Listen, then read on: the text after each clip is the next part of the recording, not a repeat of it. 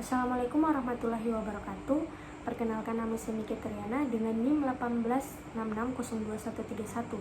Pada kesempatan kali ini, saya akan mencoba menjelaskan materi mengenai penjabaran laporan keuangan entitas asing. Dalam hal ini, konsep metode pengukuran kembali dan apa saja yang membedakan metode tersebut dengan metode translasi. Mungkin langsung saja ke materi. Baik, langsung saja.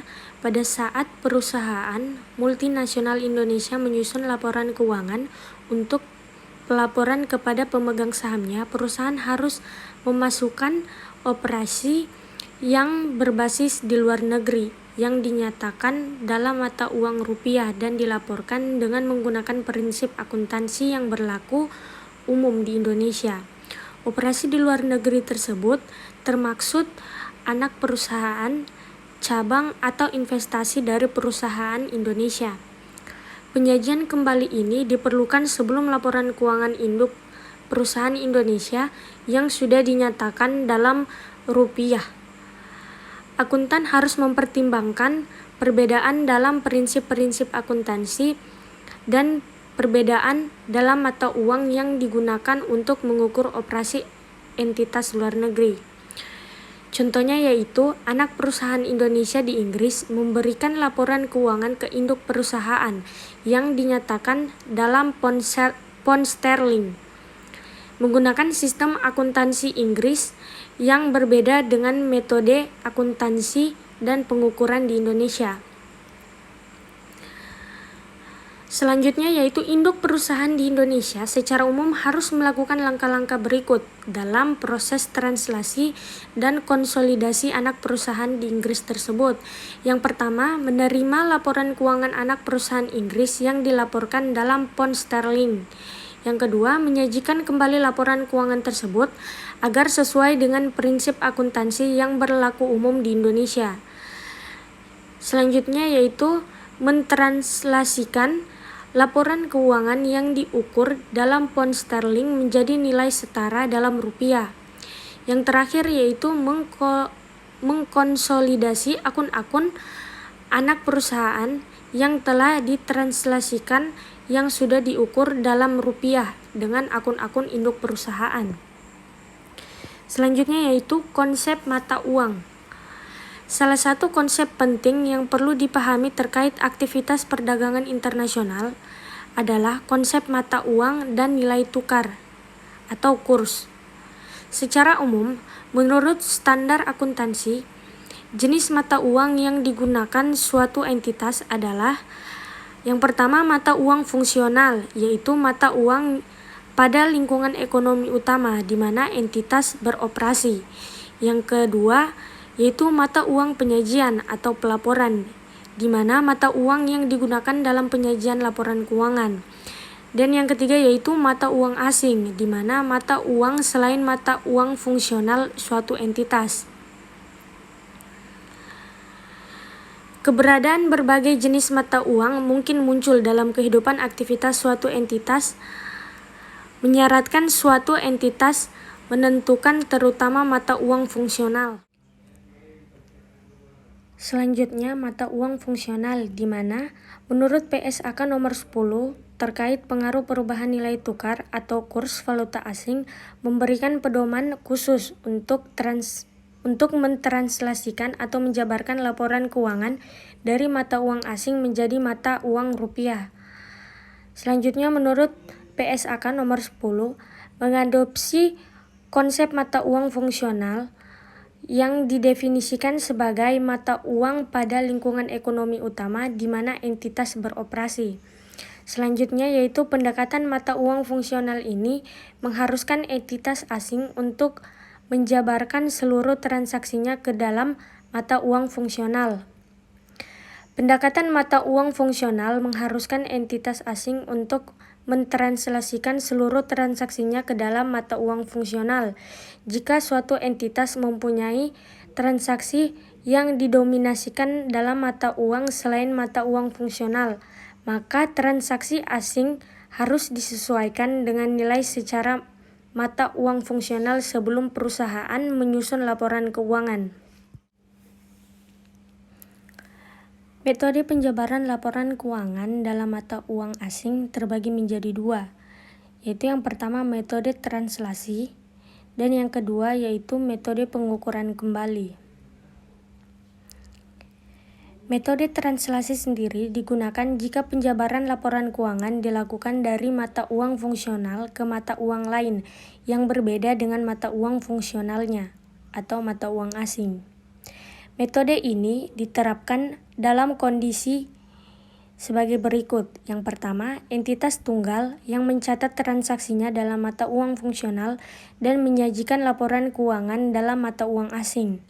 Yang kedua yaitu entitas anak atau asosiasi atau cabang yang mencatat transaksi dan menyajikan laporan keuangan dalam mata uang fungsional namun entitas induk, investor, atau pusat memiliki mata uang penyajian berbeda. Selanjutnya yaitu metode pengukuran kembali, di mana digunakan jika penjabaran laporan keuangan dilakukan dari mata uang asing ke mata uang fungsional.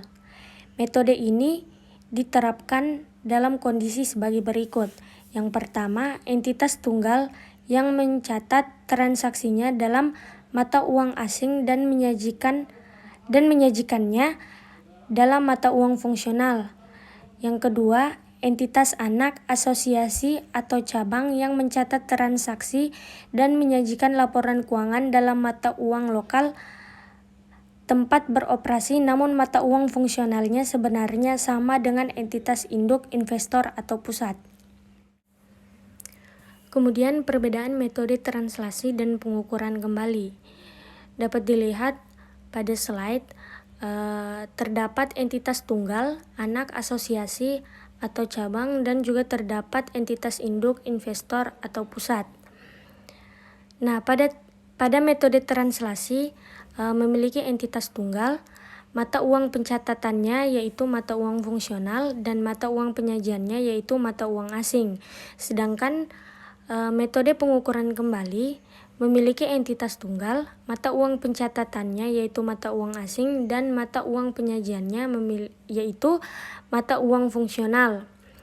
Kemudian perbedaan berikutnya yaitu metode translasi memiliki entitas anak, asosiasi, dan cabang. Sedangkan mata uang pencatatannya yaitu mata uang fungsional.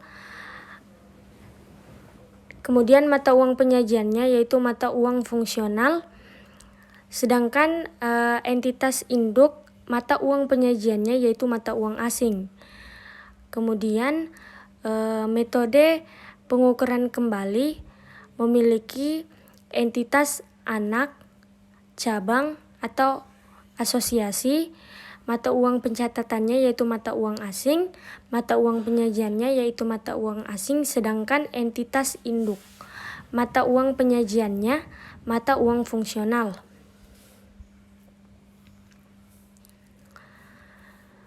Lanjut yaitu metode translasi. Ketika dijabarkan dari mata uang fungsional ke mata uang asing, kurs yang digunakan tidak sama untuk masing-masing pos sehingga menimbulkan selisih atas laporan keuangan hasil translasi. Nah, selisih ini diakui sebagai penghasilan komprehensif lain di laporan keuangan hasil penjabaran. Untuk mempertahankan hubungan ekonomi dalam laporan mata uang fungsional, saldo akun yang harus dijabarkan dengan kurs yang sebanding. Seperti yang dilihat pada slide yaitu akun laporan laba rugi terkait penghasilan dan beban, umumnya kurs rata-rata untuk periode yang tercakup dalam laporan. Sedangkan akun laporan posisi keuangan terkait aset dan liabilitas menggunakan kurs kini atau spot pada tanggal laporan posisi keuangan. Sedangkan ekuitas atau selain saldo laba menggunakan kurs historis atau nilai kurs spot pada tanggal akuisisi. Selanjutnya yaitu metode pengukuran kembali.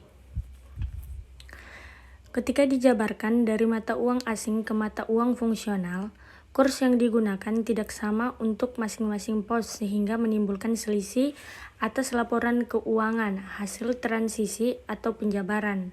Selisih ini diakui sebagai keuntungan atau kerugian pengukuran kembali di dalam laporan laba rugi. Proses pengukuran kembali membagi laporan posisi keuangan ke dalam akun moneter dan non-moneter. Akun moneter yaitu unit-unit mata uang yang dimiliki dan aset serta liabilitas yang akan diterima atau dibayarkan dalam jumlah unit mata uang yang pastinya atau dapat ditentukan seperti kas, piutang, utang jangka pendek, atau utang jangka panjang. Akun non-moneter yaitu akun yang nilainya tidak tetap dalam unit moneter.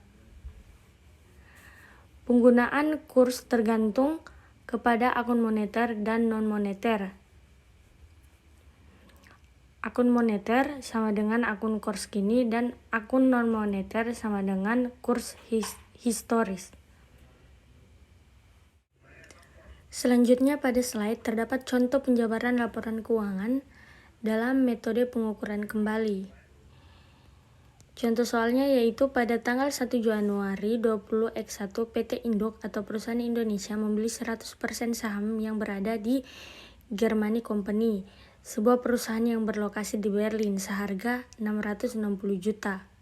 Harga tersebut lebih tinggi 60 juta dari nilai buku. Selisih lebih biaya perolehan di atas nilai buku dialokasikan ke paten yang diamortisasi selama 10 tahun. Germany Company mengelola pembukuan dan pencatatannya dalam euro untuk menyediakan laporan untuk pemerintahan Jerman, sementara mata uang fungsionalnya adalah rupiah. Pada tanggal 1 Oktober 20X1, entitas anak mengumumkan dan membayar dividen sebesar 6.250 euro. Entitas anak menerima 42 juta dari transaksi dengan perusahaan Indonesia pada saat kurs 1 euro sama dengan 12.000 rupiah. Entitas anak masih memiliki mata uang asing tersebut pada tanggal 31 Desember 20X1. Kurs spot langsung yang relevan yaitu pada tanggal 1 Januari 20X1 kursnya 12.000 rupiah. Pada tanggal 1 Oktober 20X1 kursnya 13.600 rupiah. Pada tanggal 31 Desember 20X1 kursnya 14.000 rupiah. Dan kurs rata-rata 20X1 yaitu 13.000 rupiah. Ayat jurnal yang dibuat oleh PT Induk selama tahun 20X1 adalah sebagai berikut. Pada tanggal 1 Januari 20X1, PT Induk membeli saham Germany Company 100% sebesar 660 juta. Sehingga pada sisi debit terdapat investasi pada saham Germany Company sebesar 660 juta dan pada sisi kredit terdapat kas sebesar 660 juta. Selanjutnya, jurnal untuk mengeliminasi ekuitas entitas anak dalam pengsolidasian laporan keuangan sesaat setelah akuisisi. Pada tanggal 1 Januari 20X1, yang dimana modal saham biasa sebesar 480 juta, saldo laba sebesar 120 juta, dan diferensial sebesar 60 juta akan dihapuskan di laporan posisi keuangan, sehingga posisinya berada di debit, sedangkan investasi pada saham Germany Company terdapat di sisi kredit sebesar 660 juta. Kemudian pada tanggal 1 Januari 20X1 Pada soal selisih lebih perolehan di atas dialokasikan ke paten, sehingga paten berada di sisi debit sebesar 60 juta dan diferensial berada di sisi kredit sebesar 60 juta. Selanjutnya, ayat jurnal yang dibuat oleh PT Induk setelah proses konsolidasi selama tahun 20X1 adalah sebagai berikut. Pada tanggal 1 Oktober 20X1, ayat yang dibuat oleh PT Induk setelah proses konsolidasi selama 1 tahun 20X1 karena dividen yang diterima dari entitas anak yaitu 6.250 euro dikali kurs 1 Oktober yaitu 13.600, sehingga pada sisi debit terdapat kas sebesar 85 juta dan pada sisi kredit terdapat investasi pada saham Germany Company sebesar 85 juta. Selanjutnya pada tanggal 31 Desember 20X1 mencatat penghasilan atau laba neto dari entitas anak di luar negeri. Di sini terdapat investasi pada saham Germany Company di sisi debit sebesar 186 juta 500 dan pada sisi kredit terdapat laba rugi dari entitas anak sebesar 186 juta 500. Selanjutnya ayat jurnal yang dibuat oleh PT Induk setelah proses konsolidasi selama tahun 20X1 adalah sebagai berikut. Nah, pada slide terdapat laporan laba rugi yang dimana diferensial awal tahun pada mata uang euro sebesar 5.000 euro dengan kurs penjabaran yaitu Rp12.000 sehingga 5.000 euro dikali Rp12 menjadi 60 juta. Kemudian amortisasi periode ini 5.000 euro atau 10 tahun yaitu 500 dikali kurs penjabarannya yaitu 12.000 hasilnya yaitu 6 juta sehingga sisa saldo pada euro Eropa sebesar 4.500 euro dan sisa saldo pada rupiah Indonesia yaitu sebesar 54 juta. Sedangkan laporan posisi keuangan terkait sisa saldo pada tanggal 31 Desember 20X1 dengan kurs akhir tahun yaitu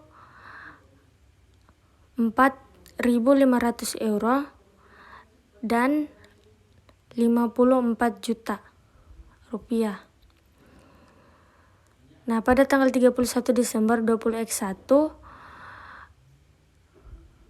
mencatat amortisasi paten untuk periode berjalan yaitu 500 euro dikali 12.000 historis.